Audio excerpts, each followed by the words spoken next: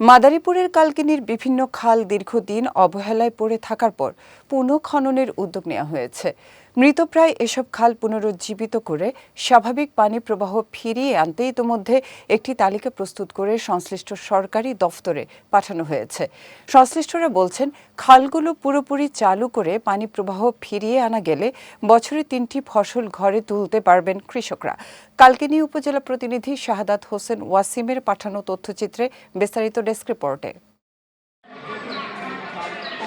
কালকিনি উপজেলার কুমারবাড়ি খাল, ঠাকুরবাড়ি হয়ে শিকারমঙ্গল খাল সহ বিভিন্ন খাল দিয়ে একসময় বড় ইঞ্জিন চালিত নৌযান চলাচল করত। পরিবহন করা হতো কৃষি পণ্য। তবে দীর্ঘদিন রক্ষণাবেক্ষণের অভাব, পলি জমে ভরাট, দখল ও দূষণের কারণে অনেক খালই আজ অস্তিত্ব সংকটে পড়েছে। কোথাও পানি শূন্যতা, কোথাও আবার নাব্যতা হারিয়ে কার্যত অচল হয়ে আছে এসব জলপথ। সরকারের খাল পুনঃখনন কর্মসূচি পূর্ণাঙ্গভাবে বাস্তবায়িত হলে কৃষি খাতে ইতিবাচক পরিবর্তন আসবে এবং স্থানীয় অর্থনীতি চাঙ্গা হবে বলে মনে করছেন কৃষকরা। এখন যে খালের যে অবস্থা, এখন এই নোংরা আবর্জনায় ভরাট হয়ে গেছে। খালটি দূষণ দখলের কারণে খালটি এখন বিলুপ্তির পর্যায়ে চলে গেছে। এই এলাকার এই খালটি যদি খনন করা হয় তাহলে কৃষকরা 2-3টা ফসল ফলাইতে পারে। পানি থাকলে আমরা সব সময় পানি থাকলে আমরা ইরি ব্লকটা করতে পারি।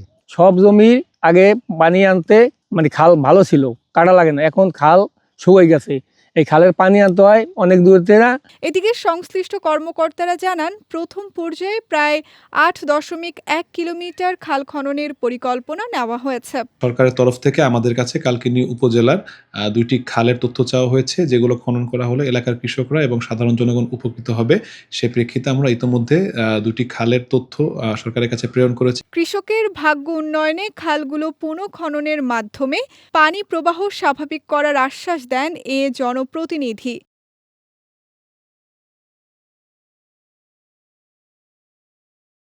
ইনশাল্লাহ আমাদের কার্যক্রম খুব শীঘ্রই শুরু হয়ে যাবে। আমরা নিজেরা থেকে আমাদের জনপ্রতিনিধি যারা আছেন, চেয়ারম্যান মেম্বার আছে, তাদেরকে সাথে নিয়ে আমরা এগুলো সঠিকভাবে তদারকি করব, কাজটা বুঝে নেব, যেন আমরা দেশ উপকৃত হয়, এই দেশের মানুষ উপকৃত হয় এবং কৃষিকাজের জন্য যে কৃষকরা যারা সরাসরি এটার সাথে সম্পৃক্ত তারা যেন উপকৃত হয়, সেটা আমরা জনপ্রতিনিধি হিসেবে সার্বক্ষণিকভাবে তত্ত্বাবধানে থাকব। শুধু আশ্বাস নয়, খালগুলো যথাযথভাবে পুনঃখনন ও দখলমুক্ত করার দাবি স্থানীয় কৃষকদের। বিজয় টিভি নিউজ ডেস্ক।